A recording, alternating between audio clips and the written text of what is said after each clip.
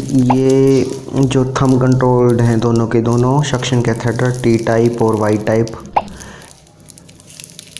और इनका ही यूज़ हम ज़्यादा करते हैं आजकल। ये है प्लेन सक्शन कैथेटर, और आज हम इस वीडियो में मैं आपको बताऊंगा कि प्लेन सक्शन कैथेटर को आप कैसे जो है थंब कंट्रोल सक्शन कैथेटर बना सकते हैं। तो आप देख सकते हैं कि ये FG फिगर गोज इसका गेज इसका है 14, और ये तीनों के तीनों जो हैं सक्शन कैथेटर ये 14 नंबर के हैं। और कॉस्टली वाइज देखिए जाए तो जो प्लेन सक्शन कैथेटर हैं वो थोड़े चीप मिलते हैं इन दोनों के मुकाबले।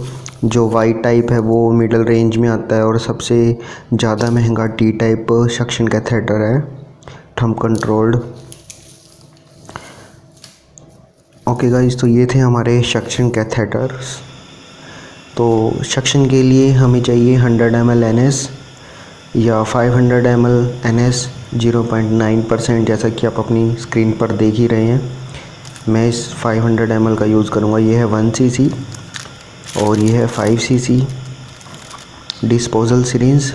ये है सोडा बाइकार्बोनेट इंजेक्शन है गाइस ये, और ये है एग्जामिनेशन ग्लव्स 7 नंबर का। ये है गोज़, अगर म्यूकस बाहर आता है तो उसको साफ़ करने के लिए। और ये ऑफ कोर्स हमारे जो सक्शन कैथेटर्स हैं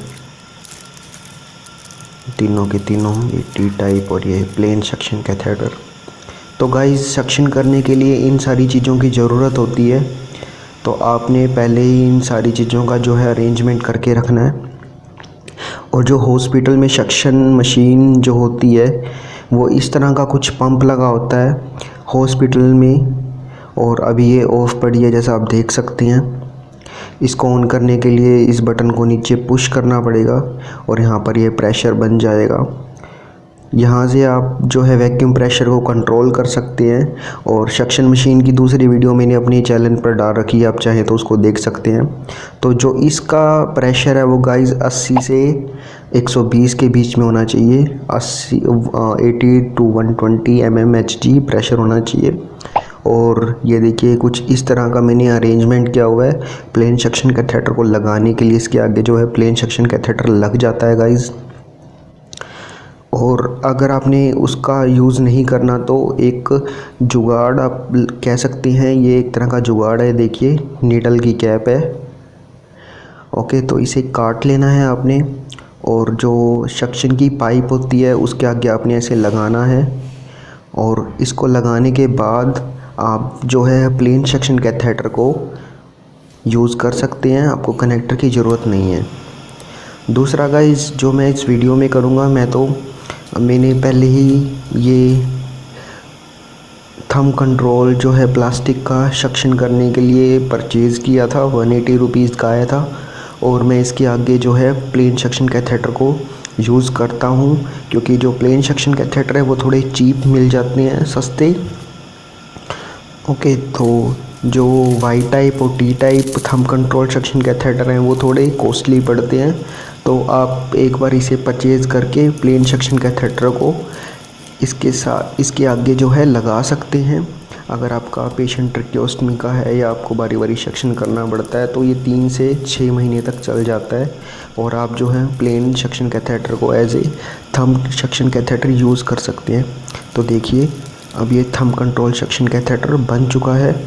और अगर आप यूज़ नहीं करना चाहते, आपने थंब कंट्रोल ही यूज़ करना है, तो गाइज़ मैं आपको इसका तरीका भी बता देता हूँ। देखिए, आपने सिर्फ पाइप के जो आगे का हिस्सा है उसमें ये जो हमारा थंब कंट्रोल सक्शन कैथेटर है उसको आपने कुछ ऐसे लगा देना है। ये देखिए, ये Y connector type thumb control suction catheter है हमारा। और इसी प्रकार हम दूसरा जो है हमारा suction catheter T connector type suction catheter को यूज़ कर सकते हैं।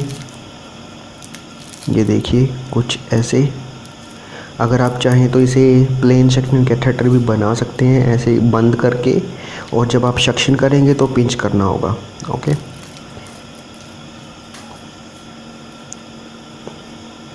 ओके गाइस, तो मैं तो मेरे जिस हिसाब से मैं सक्शन करूँगा उस हिसाब से ही मैं यूज़ कर रहा हूँ इसे। तो सारा अरेंजमेंट मैंने कर दिया है।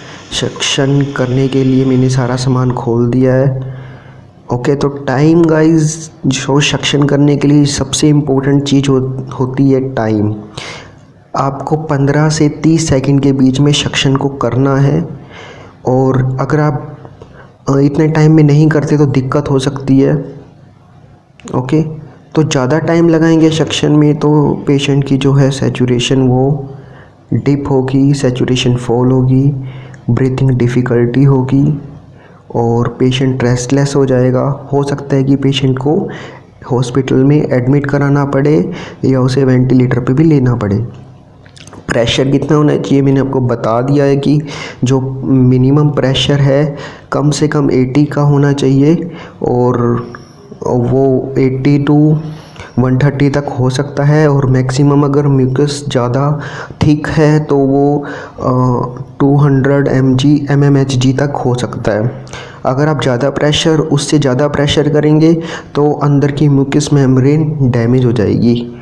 ओके, तो सक्शन करना आपने उस टाइम बंद करना है गाइस जब ब्लड आने लग जाए, या आपको लग रहा है कि म्यूकस नहीं आ रहा, या 30 सेकंड से ज़्यादा का टाइम हो गया है। उस टाइम आपने सक्शन नहीं करना। आपने पहने ग्लव्स अब, और सक्शन मैं आपको दिखाता हूँ प्रोसीजर।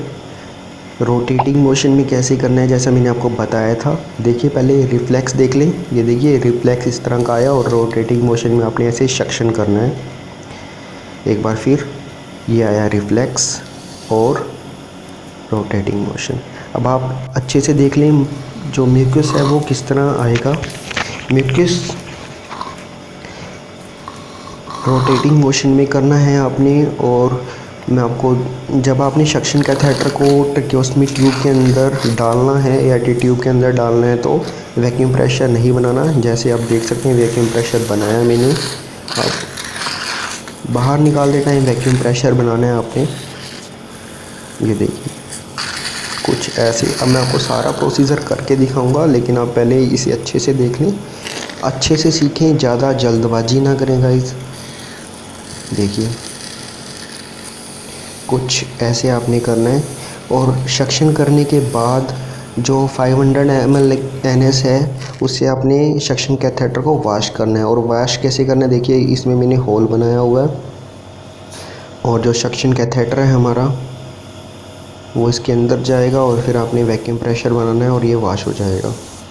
जो अंदर का म्यूकस है वो सारा का सारा जो है कंटेनर में चला जाएगा, जो सक्शन मशीन के साथ अवेलेबल होता है, या जो कंटेनर मैंने आपको दिखाया था उसमें। तो जो हमारा प्रोसीजर है आप देख लें आप अच्छे से, बिल्कुल स्टेरिलाइज तरीके से आपने इसे फ़िल्टर को हटाना है ट्रैकियोस्टमी के। और उसके बाद वैक्यूम प्रेशर आपने अंदर डालते टाइम नहीं बनाना, पहले रिलीज़ करें और फिर बाहर निकालते टाइम वैक्यूम प्रेशर बनाएं। देखिए कुछ ऐसे म्यूकस आप देख सकते हैं आ रहा है, और रिफ्लेक्स भी आ रहा है। ओके गाइस, 8 से 12 सेंटीमीटर आप डाल सकते हैं अंदर ट्रैकियोस्टमी में सक्शन कैथेटर को।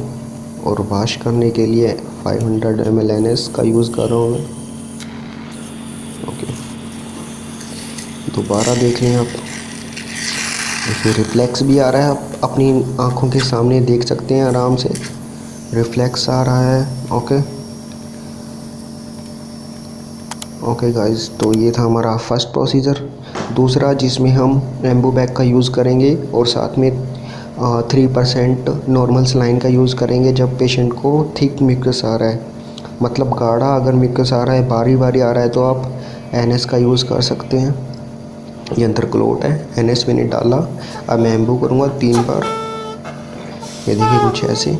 फिर आपने हटाना है और फिर सेम प्रोसीजर पहले वाला जैसे आपको दिखाया गया था वैसा आपने करना है। ये देखिए कुछ ऐसा रिफ्लेक्स आने के बाद रोटेटिंग मोशन और पीछे बाहर निकालना है अपने वैक्यूम प्रेशर बना के। म्यूकस आप देख सकते हैं पहले से थोड़ा थिन हो गया है। और फिर एन से आपने करना है वॉश। रोटेटिंग मोशन से बाहर वैक्यूम प्रेशर बनाना है। ओके गाइस, आई होप आपको ये वीडियो पसंद आया हो।